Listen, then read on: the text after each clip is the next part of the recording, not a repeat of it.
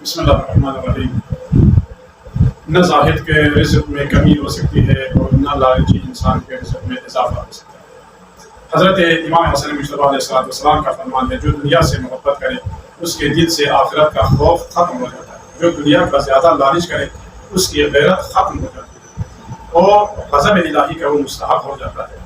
جو دنیا کا زیادہ سے زیادہ حریص اور لالچی ہو اور جو قناعت اور زہد کے ساتھ زندگی گزارتا ہو، دونوں کا رزق مقرر ہے، ان کو مل کر ہی رہے گا۔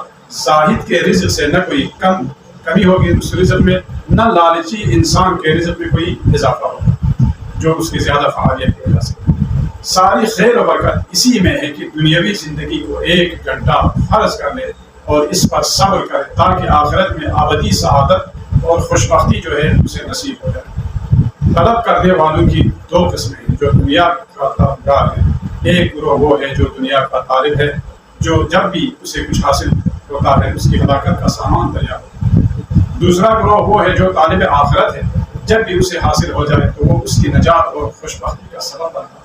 اے انسان، جان لو، اگر تم نے اخروی درجات کو حاصل کیا اور دنیاوی منافع کو سے محروم رہا تب بھی کوئی نقصان نہیں کیا، لیکن اگر اخروی مقامات سے تم اگر محروم ہو گئے اور دنیاوی مال و متاع سے ہمکنار ہوا تب بھی تمہیں کوئی فائدہ نہیں ہے۔